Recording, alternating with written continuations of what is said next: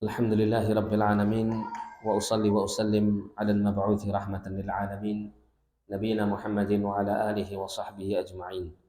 Qala Allah Ta'ala fi kitabihil karim ya ayyuhalladzina amanu taqullaha haqqa tuqatih wa la tamutunna illa wa antum muslimun amma ba'd.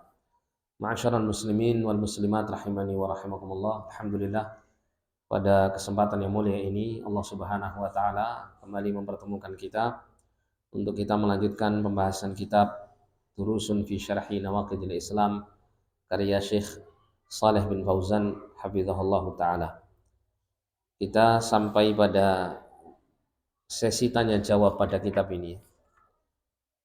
Sebelum kita masuk pada bab yang berikutnya, yaitu mengenai pembatal keislaman yang ketiga, di sini disebutkan mengenai tanya jawab yang sebagaimana yang pernah kami sampaikan pada pertemuan-pertemuan yang lalu, bahwa kitab ini merupakan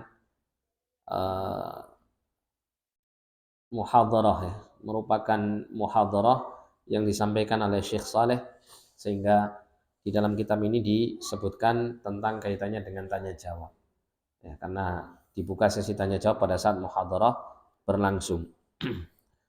Nah, disebutkan di sini beberapa pertanyaan yang disampaikan kepada Syekh hafizahullah taala. Pertanyaan pertama, apa perbedaan antara pembatal Islam yang pertama dan kedua? Pembatal Islam yang pertama, Mbak masih ingat? Pembatal Islam yang pertama dalam kitab Nawaqidul Islam,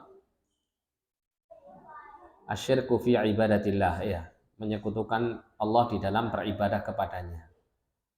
Kemudian pembatal keislaman yang kedua yang saat ini kita masih pelajari adalah mengenai man ja'ala bainahu wa bainallahi wasaid.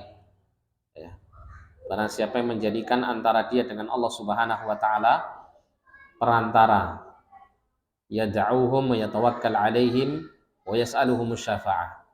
Dia kemudian berdoa meminta kepada perantara ini, bertawakal ya, menggantungkan harapan kepada perantara tersebut, dan kemudian meminta syafaat kepada mereka, kepada perantara ini. Maka ini termasuk bagian dari kesyirikan.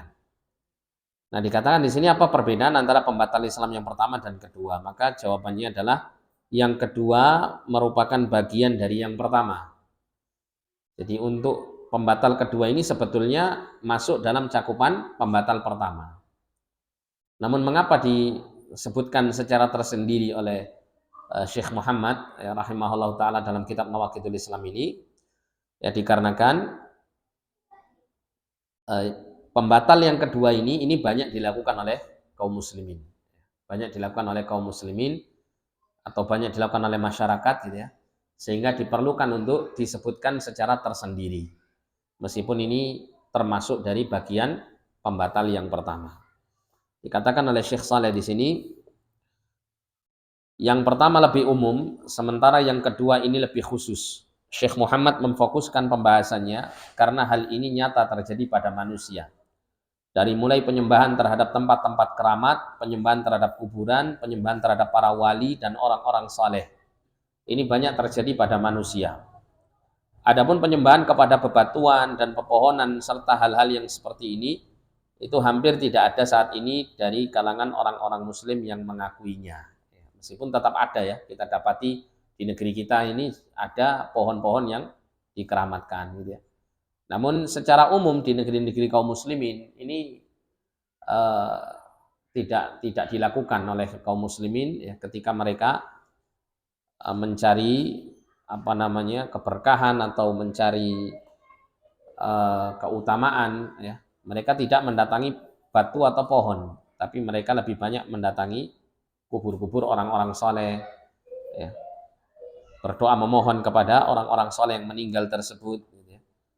Atau ke tempat-tempat keramat ya, tempat-tempat yang dianggap diberkahi, padahal tidak ada ketentuan syariat yang menyatakan bahwa tempat tersebut adalah tempat yang diberkahi. Ya, seperti yang biasa diyakini oleh masyarakat kita dengan istilah petilasan itu ya. Tahu petilasan ya? Ya, mungkin tempat bekasnya semedinya Sunan siapa nah gitu.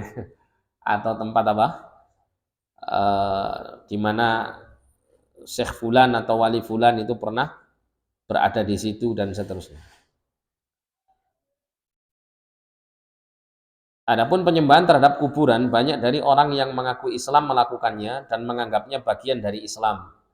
Karena itulah Syekh Muhammad memfokuskan masalah ini dan mengkhususkannya. Dan ini adalah bagian dari pembatal Islam yang pertama, tapi yang banyak terjadi pada kehidupan manusia menganggap diri mereka, ya kami tidak mengatakan muslimin, tapi kami katakan mereka menisbatkan diri kepada Islam. Bahkan ya, hal yang seperti ini dianggap sebagai bagian dari ajaran Islam, padahal tidak demikian. Ya,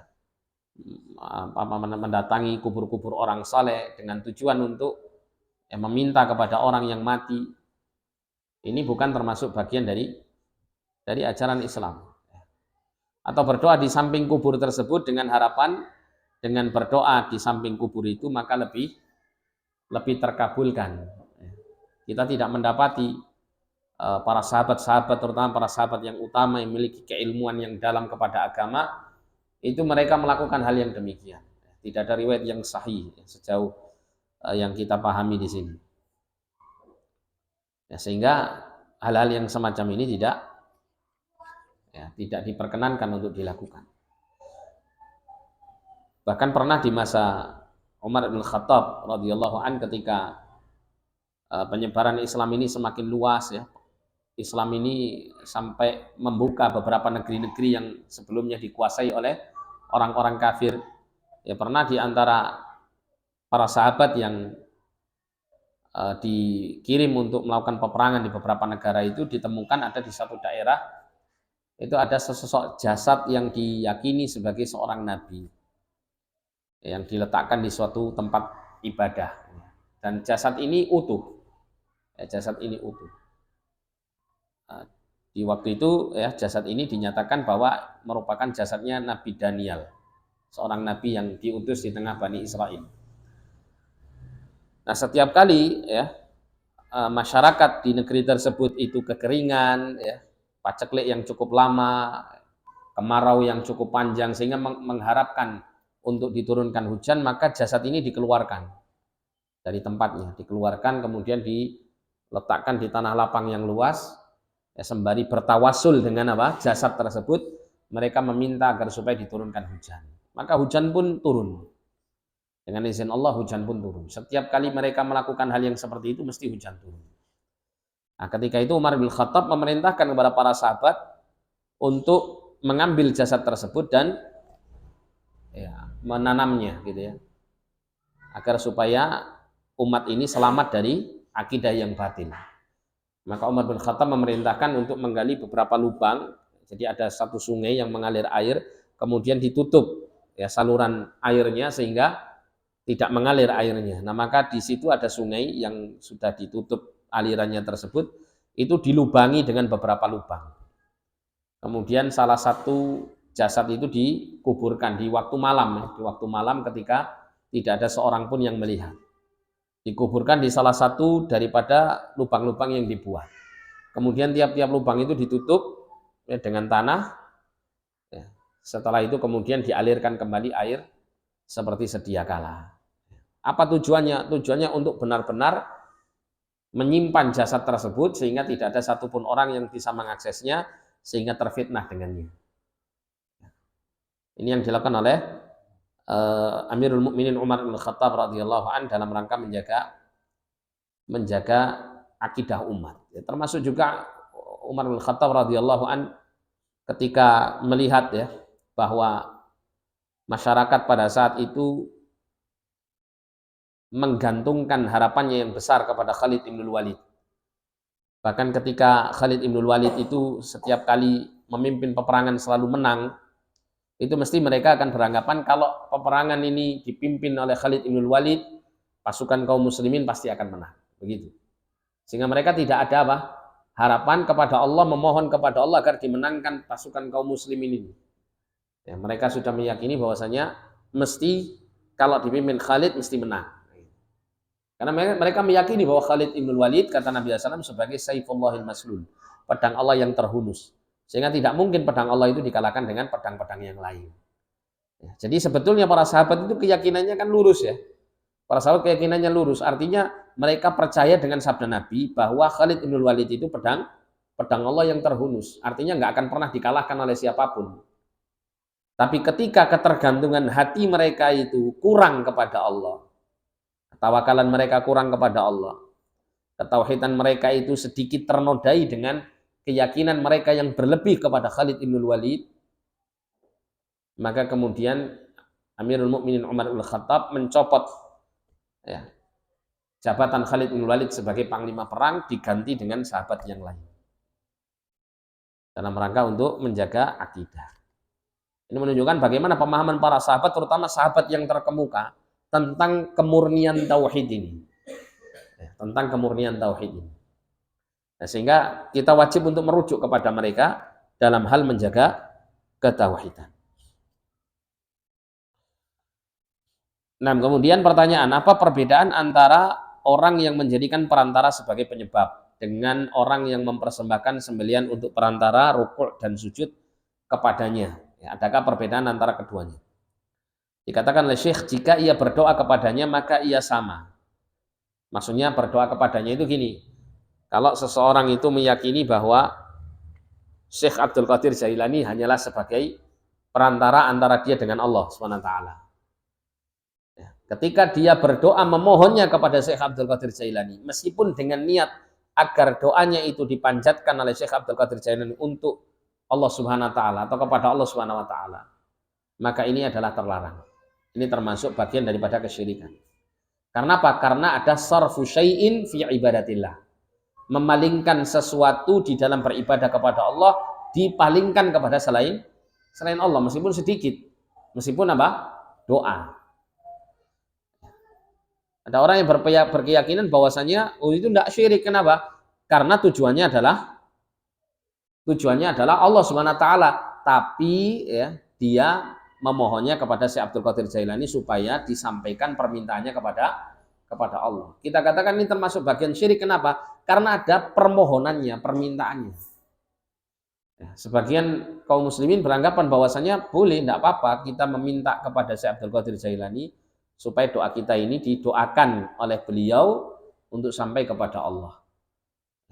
Menurut mereka antara orang yang hidup dan orang mati itu sama. Menurut mereka orang yang hidup dan orang yang mati itu keadaannya sama. Padahal sangat berbeda. Banyak dalam ayat atau hadis Nabi SAW yang menggambarkan tentang perbedaan kondisi antara orang yang hidup dan orang yang mati. Kalau orang yang hidup jelas ya, itu memiliki kemampuan gitu kan untuk mendoakan. Tapi kalau orang yang mati, bagaimana kita bisa memastikan orang yang mati itu bisa mendoakan kebaikan untuk kita? Bahkan ini merupakan pintu gerbang untuk mencapai kepada syirik yang sebenarnya, yaitu meminta langsung kepada yang mati.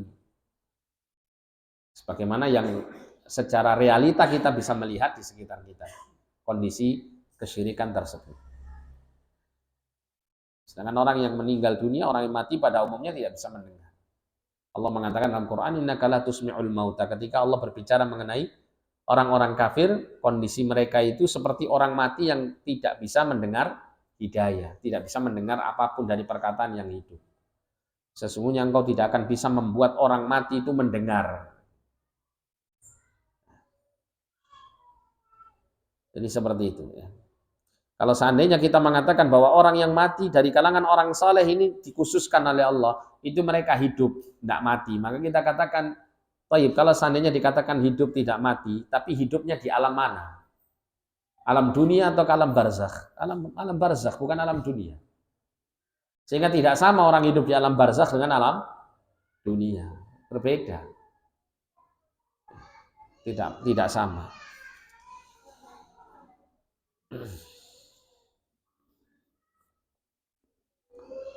Maka dikatakan di sini jika ia berdoa kepadanya maka ia sama, maksudnya sama-sama beribadah kepada selain Allah.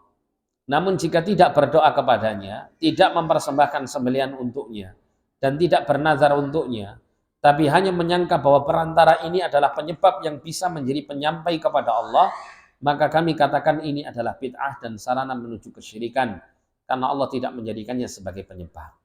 Jadi maksudnya adalah kalau misalnya ada orang itu yang berdoa begini, ya, seperti yang kita bahas pertemuan-pertemuan yang lalu ya, yang dijelaskan Syekh juga di sini berkaitan dengan doa seseorang yang menyebut nama hamba-hamba Allah yang saleh. Misalnya bertawasul dengan menyebut nama atau kedudukan Nabi Shallallahu Alaihi Wasallam. Ya Allah, sesungguhnya aku memohon kepadamu dengan Nabi-Mu. Atau sesungguhnya aku mohon kepadamu dengan kedudukan dan kemuliaan Nabi-Mu di sisimu. Nah, maka yang seperti ini menurut Syekh Shalih Al Fauzan ini tidak syirik, karena memang tidak ada unsur kesyirikannya di situ, karena doanya tetap dipanjatkan kepada siapa? Kepada Allah. Tapi kalau orang itu mengatakan ya Rasulullah, tolonglah saya, bantulah saya, dengan harapan Rasulullah nanti menyampaikan permintaannya kepada Allah, ini termasuk syirik. Kenapa? Karena ada unsur memintanya kepada Rasulullah. Apalagi kalau menggantungkan harapannya benar-benar hanya kepada Rasulullah. Minta benar-benar kepada Rasulullah, ya Rasulullah, dia yakin bahwa Rasulullah bisa memberikan apa yang menjadi hajat keperluannya. Ini jelas syirik besar. Ada orang berdoa, ya Allah, dengan kemuliaan Nabi-Mu, aku memohon kepadamu demikian.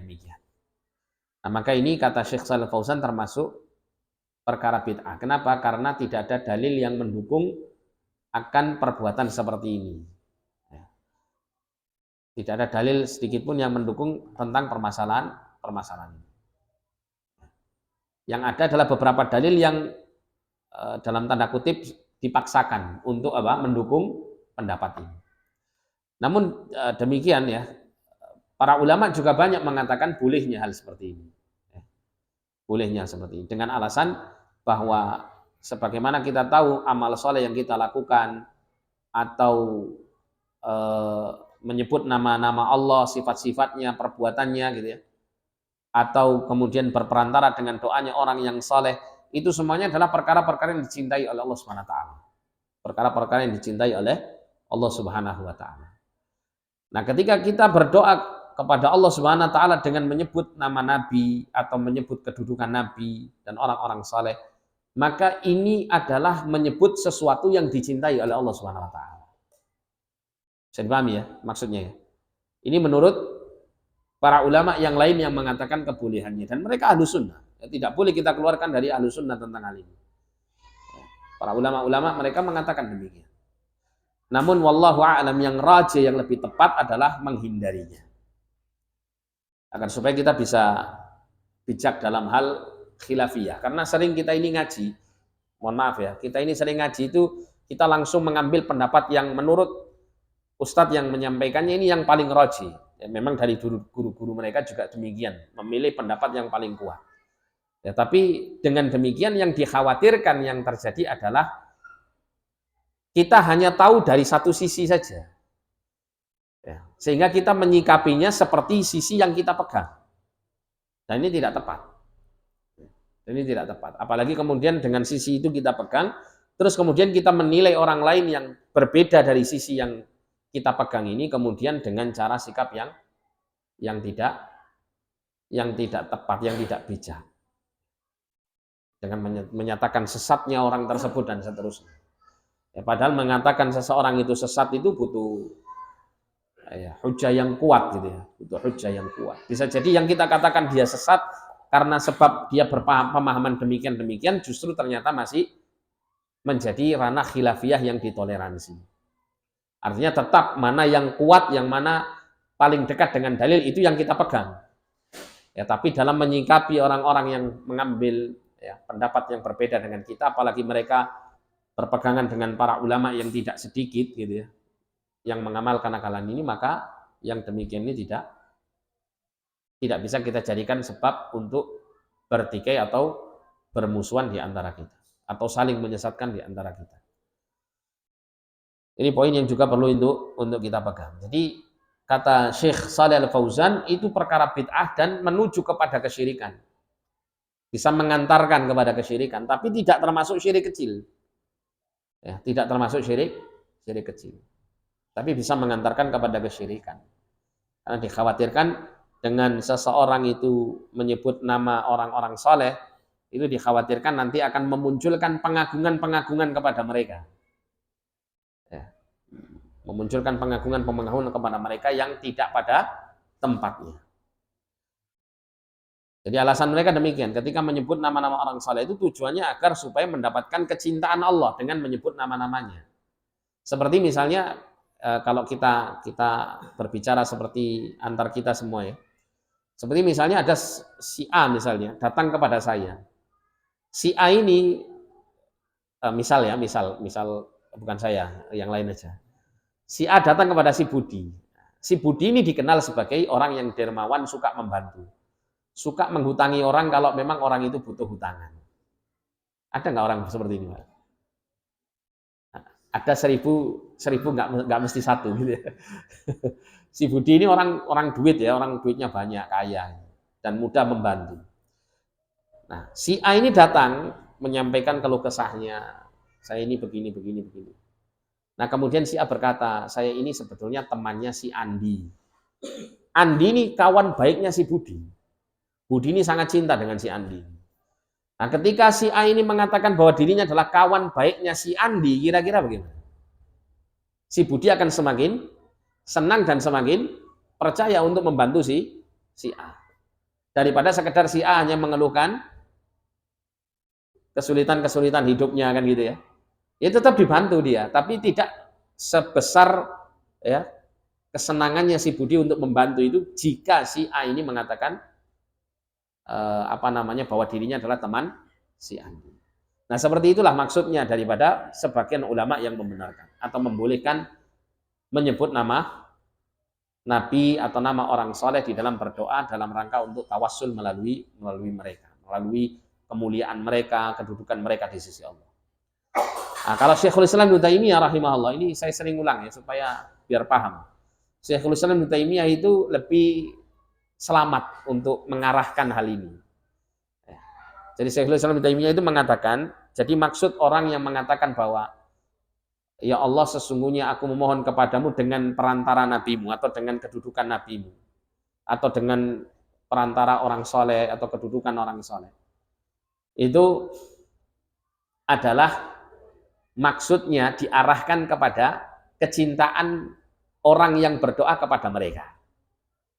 Sehingga seakan-akan orang itu mengatakan begini, ya Allah dengan kecintaanku kepada nabimu.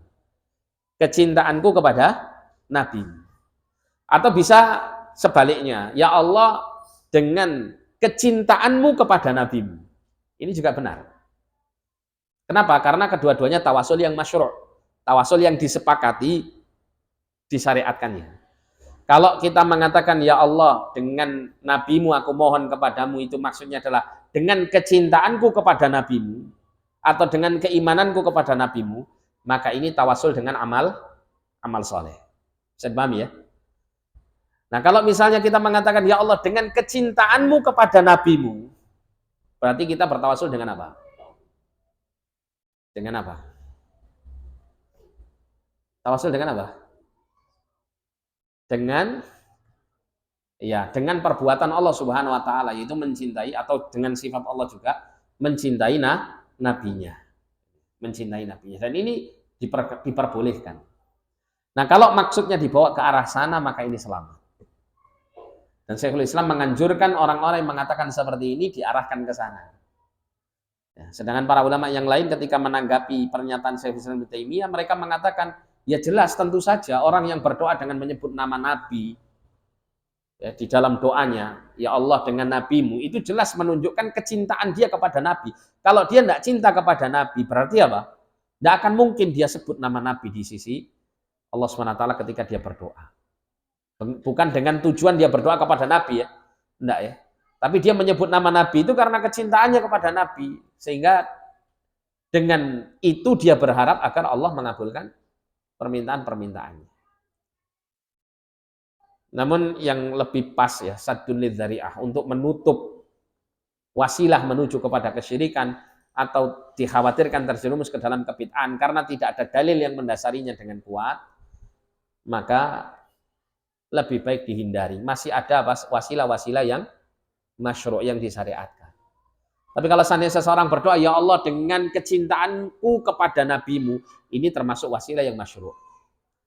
Bukan kita mengatakan ya Allah dengan nabimu gitu ya, atau dengan kedudukan kemuliaan nabimu. Dah. Bisa dipahami nih ya? Bisa dipahami? Kok meneng wae, Pak?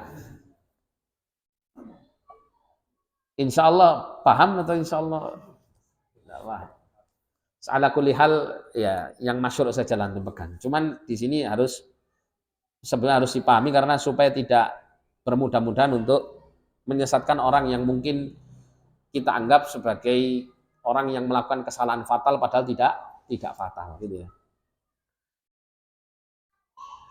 Nah, pertanyaan, sebagian manusia ada yang melakukan tawaf bersama kaum musyrikin di atas kuburan dan berkata bahwa ini akan menjadikan mereka senang kepada kita. Kemudian mereka mengajak kaum musyrikin untuk meninggalkan perbuatan tersebut. Apa hukum perbuatan ini? Jawabannya, barang siapa melakukan tawaf bersama mereka, berarti ia telah melakukan perbuatan mereka dan sepakat dengan perbuatan mereka. Jadi,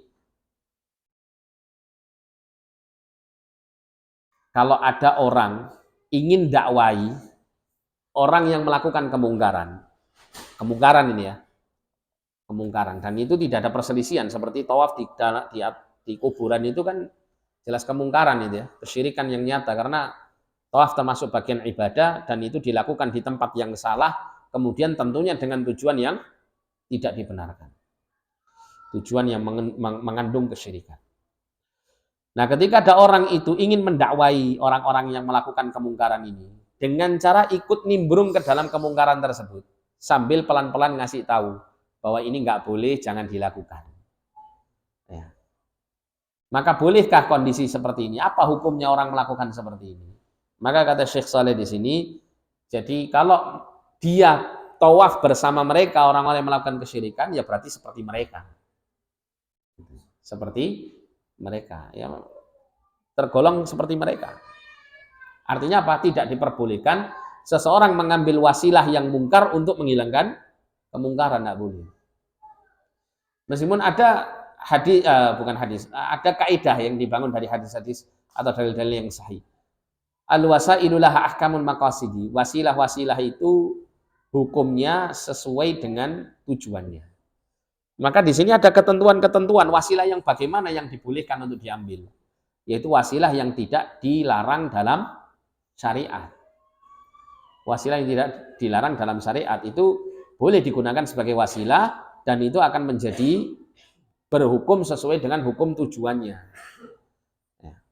Atau wasilah-wasilah yang sifatnya mubah, sifatnya tidak dilarang. Ya, sifatnya tidak dilarang dan juga tidak diperintahkan gitu ya. Sifatnya mubah. Itu akan menjadi berhukum sesuai dengan tujuan. Seperti misalnya orang misalnya menabung ya. Menabung di sini bukan dengan menabung lah. Menabung itu kira-kira mubah atau haram? Boleh apa enggak boleh? Boleh, tidak ada masalah. Tapi kalau menabungnya itu dengan tujuan yang tidak baik, nah maka menabungnya jadi haram. Nah gitu. Kalau tujuannya baik, menabungnya jadi baik. Misalnya saya ini sulit untuk bisa berangkat umroh kalau tidak nabung dari sebagian gaji yang saya dapatkan. Akhirnya dia nabung untuk umroh. Nah, nabungnya ini akan jadi baik, akan jadi berpahala karena tujuannya untuk ibadah kepada Allah. Tapi kalau ada orang nabung, saya ingin nabung, nanti kalau duit saya sudah banyak, saya akan traktir teman-teman untuk minuman keras 1 krat misalnya gitu ya. Beli 1 krat minuman keras untuk pesta dengan anak-anak, dengan orang-orang. Nah, ini nabungnya jadi haram karena apa? Tujuannya yang haram. Nah, wasilah yang dibolehkan untuk menjadi sarana itu adalah yang dibenarkan dalam agama atau dibolehkan dalam agama. Nah, sedangkan wasilah itu jika dia adalah wasilah yang sudah mungkar maka tidak diperbolehkan. Katakanlah wasilahnya mungkar tapi tujuannya baik juga tidak akan mengubah hukum kemungkaran wasilah tersebut. Seperti contoh misalnya korupsi. Kalau kawan saya yang korupsi, tidak ada 2,5% dikeluarkan untuk fakir miskin. Tapi kalau saya yang korupsi, jangankan 2,5%, 20% saya mau keluarkan untuk orang miskin dan fakir kan gitu ya.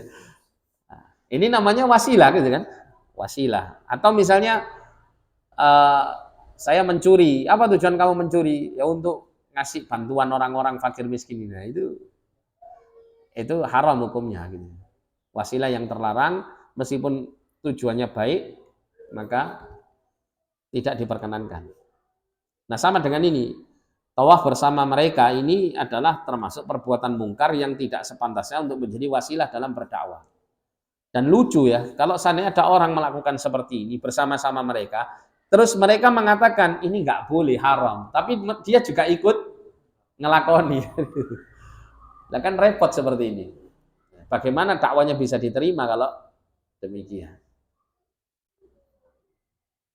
Dikatakan di sini barang siapa melakukan tawaf bersama mereka berarti ia telah melakukan perbuatan mereka dan sepakat dengan perbuatan mereka.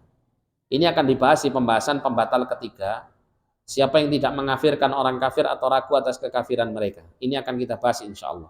Seorang muslim tidak dibolehkan untuk menyertai orang-orang musyrik dalam perbuatan mereka, melakukan tawaf bersama mereka hanya demi alasan basa-basi terhadap mereka, dan mencari keridhaan mereka serta tidak mengingkari perbuatan mereka. Ini tidak boleh. Dan ini bukanlah bagian dari cara-cara dakwah kepada Allah. Ya, jadi yang pertama wasilahnya haram, yang kedua bukan termasuk cara dalam berdakwah kepada manusia.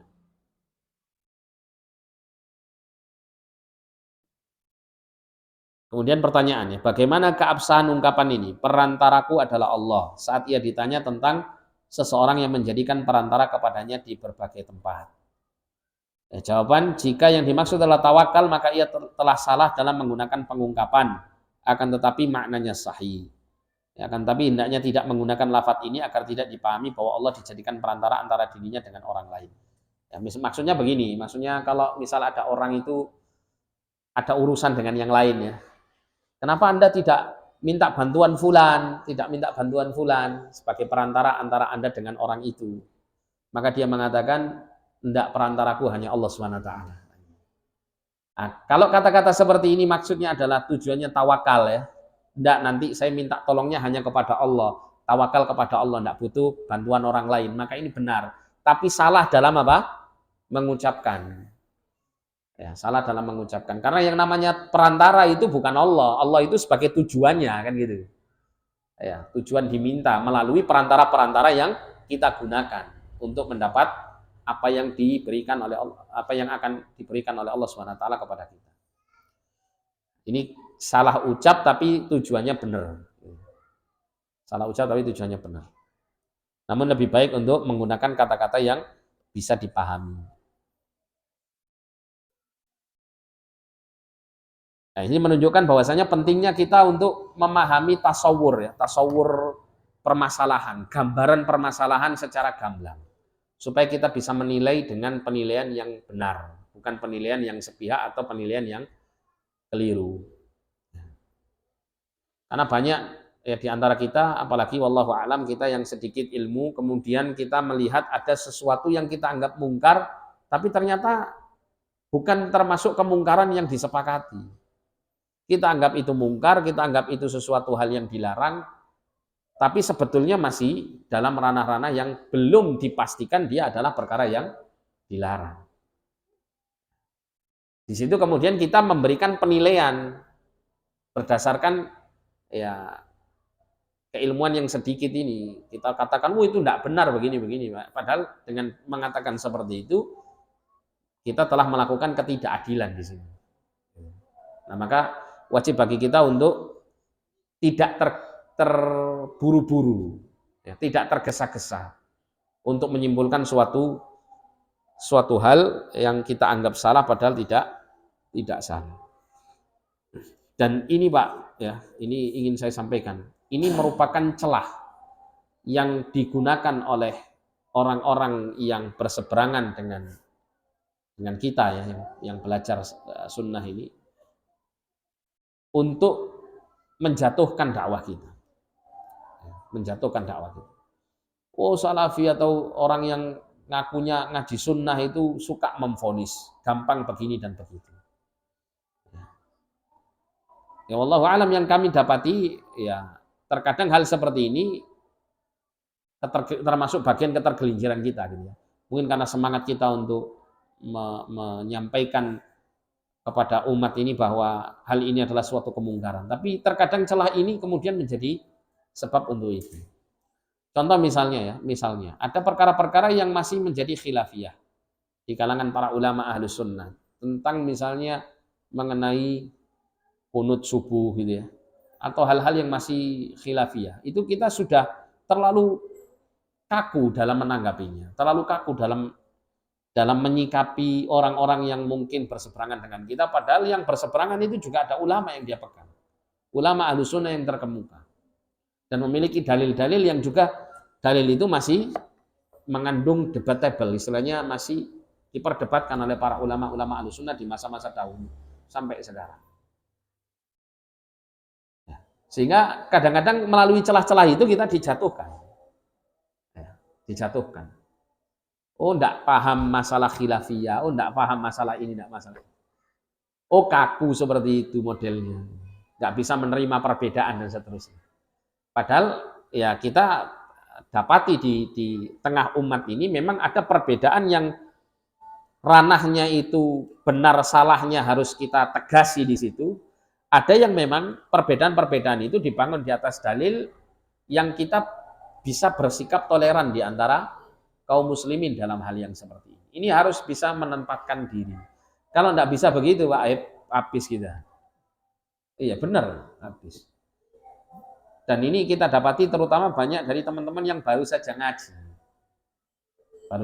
Tidak tahu gimana dia ngajinya, ya dia belajarnya mungkin langsung lompat-lompat begitu, sampai akhirnya dia punya kesimpulan sendiri gitu kan. Kalau ngaji kan kadang kan kalau orang lompat-lompat ngajinya nggak ngaji kitab urut gitu, itu nanti itu ibarat dia punya kayu tapi nggak bisa bikin tangga. Dia punya kayu banyak, kayunya banyak, tapi untuk bikin tangga itu nggak bisa. Beda kalau orang itu belajar ngaji itu dengan kitab urut gitu ya, akidah, fikih dan seterusnya itu. Itu nanti dia akan bisa ya bikin tangga dari kayu-kayu yang dia dapatkan banyak. Oh, cara bikin tangga itu harus ada yang panjang ya, harus ada yang pendek kayunya, harus ditata seperti ini.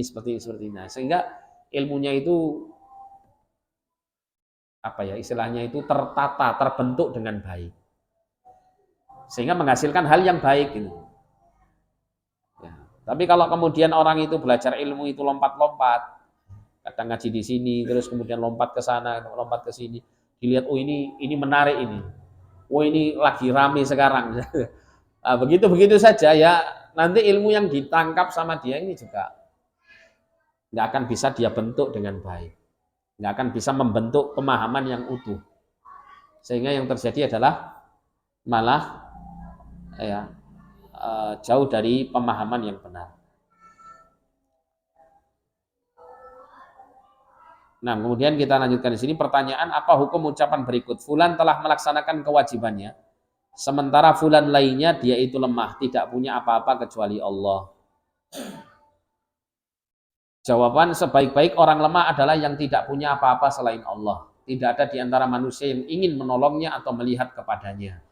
Akan tetapi Allah Subhanahu wa taala yang menolong orang lemah dan fakir ini, maka tidak ada bahaya dalam ucapan ini. Ini ucapan-ucapan yang mungkin sering diucapkan orang Arab ya. Yang mungkin bagi kita jarang kita dapati ucapan seperti ini.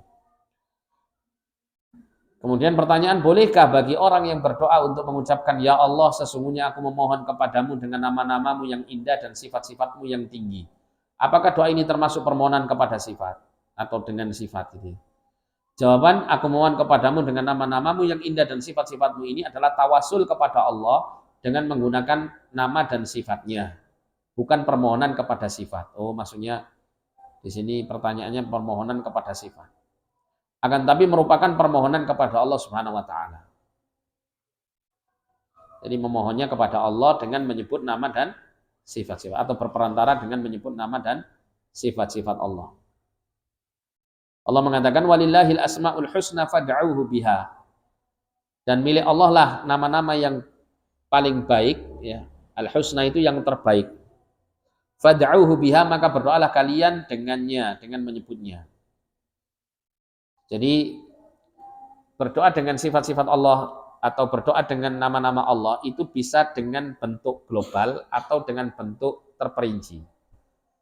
Seperti seseorang mengatakan seperti dalam pertanyaan ini, ya Allah, aku memohon kepadamu dengan semua nama-namamu yang husna dan sifat-sifatmu yang ulia. Nama-namamu yang husna dan sifat-sifatmu yang mulia. Maka ini adalah doa dengan menyebut nama dan sifat-sifat Allah secara global. Atau bisa kita berdoa dengan menyebut nama dan sifat Allah itu secara tafsil, secara terperinci. Seperti, ya Allah yang maha pengasih, kasihanilah kami. Ya Rahman irhamni. Nah gini. Atau ya Razak urzuqni. Wahai Tuhan yang banyak memberikan rezeki, berikan aku rezeki. Nah ini adalah menyebut nama dengan terperinci. Atau menyebut sifat dengan terperinci. Ya, menyebut salah satu sifat Allah Subhanahu wa taala. Ya. Misalnya, ya Allah birahmatika astaghits. Ya Allah dengan rahmatmu aku memohon pertolongan. Nah, di situ kita menyebut birahmatika, rahmah ini adalah sifat. Nah, maka boleh kita menyebutnya secara terperinci ya, atau secara global atau secara keseluruhan. Kemudian dikatakan huruf ba, yaitu maknanya dengan, ya, dalam doa itu termasuk ba untuk tawassul, seperti ungkapan dengan rahmatmu aku mohon pertolongan, birahmatika astaghits, ya. Dan dari azabmu wa bi'adzabika, ya, a'udz, gitu ya. Ini adalah hadis. Jadi dengan rahmatmu, dengan azabmu, dengan rahmatmu, ada ba-nya di situ. Bi rahmatika, bi ba. Itu maksudnya ba untuk tawasul. Ba untuk menyebut perantara. Kemudian pertanyaan, bagaimana contoh doa atau permohonan kepada sifat yang tidak diperbolehkan? Yaitu misalnya seperti menyebut wahai wajah Allah, wahai rahmat Allah dan semisalnya. Ini enggak boleh. Misalnya ya rahmatullah, ya wajhullah, ya misalnya ya maghfiratullah misalnya gitu. Ini enggak tepat gitu ya. Enggak tepat. Meskipun yang disebut adalah wajah-wajah sifat-sifat Allah Subhanahu wa taala, sifat-sifat Allah. Ini tidak tepat. Tapi kalau misalnya mengatakan begini, as'aluka biwajhikal karim. Aku mohon kepadamu ya Allah dengan wajahmu yang mulia. Ini boleh tidak? Boleh. Karena sifat Allah dijadikan sebagai tawasul, bukan dijadikan sebagai objek yang secara langsung ditujukan doa itu kepadanya. Karena ini tidak tepat, kurang pas dalam sisi pelafatan doa dalam bahasa Arab. Yang tepat adalah bertawasul dengan sifat-sifat Allah. Aku mohon kepadamu ya Allah dengan rahmatmu, dengan kasih sayangmu, dengan keperkasaanmu. Aku berlindung kepadamu ya Allah dengan kekuasaanmu, dengan kudrahmu, dengan keagunganmu dan seterusnya. Maka ini adalah tawasul dengan sifat yang benar, ya, dengan benar. Nah, kemudian adakah perbedaan antara tawasul dengan zat seseorang dan tawasul dengan jah seseorang? Kata Syekh tidak ada bedanya. Menurut Syekh keduanya terlarang karena tadi ya, karena tidak ada dalil yang mendukung pengamalan tawasul dengan zat atau jah seseorang tersebut. Jah itu kedudukan. Seperti tadi yang kita sampaikan, dengan nabimu ya Allah aku mohon demikian, atau dengan kedudukan nabimu ya Allah aku meminta kepadamu demikian. Ini menurut Syekh terlarang, termasuk yang mamnu'. Meskipun sebagian ulama yang lain mengatakan ya termasuk tawasul yang boleh, tapi tidak ada dalil yang mendukung ya, sehingga atau tidak ada dalil yang benar-benar jelas sarih mendukung perbuatan seperti ini, maka kehati-hatiannya adalah meninggalkannya. Sehingga Syekh di sini mengatakan ini adalah bid'ah dan Bukan, mana tadi? Ini tidak ada bedanya, keduanya terlarang, tidak boleh bertawasul dengan seseorang baik dengan zatnya maupun dengan jahnya. Pertanyaan, apa hukum orang yang menjadikan perantara antara dirinya dengan Allah tapi tidak memalingkan sedikit pun peribadatan kepadanya? Apakah ini termasuk syirik asghar? Ini adalah bid'ah dan sarana menuju kesyirikan. Kata bid'ah sarana menuju kesyirikan tidak masuk syirik kecil, tidak masuk syirik kecil. Ya. Tapi bisa mengarah kepada sarana ya atau menjadi sarana kesyirikan.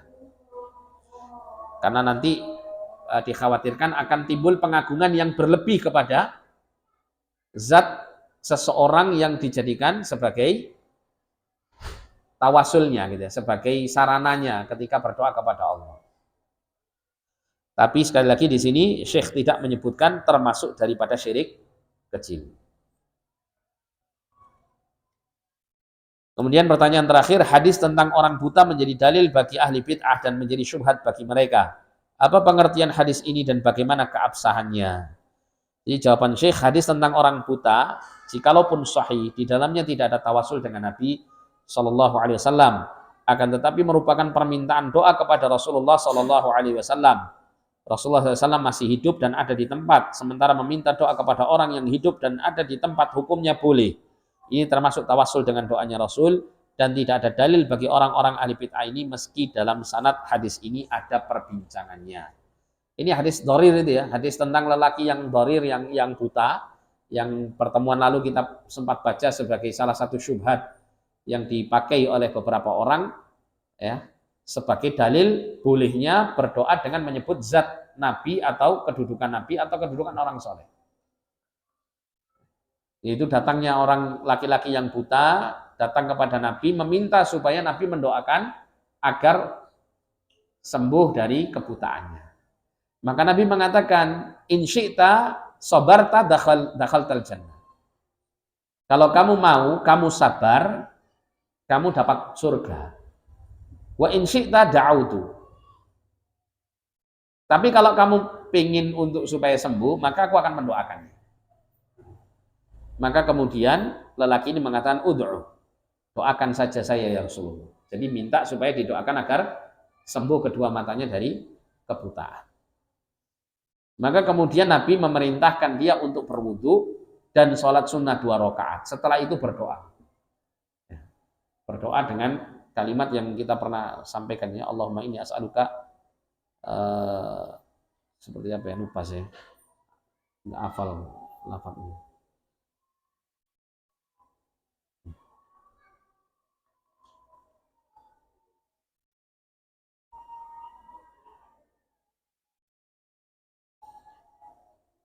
Nah.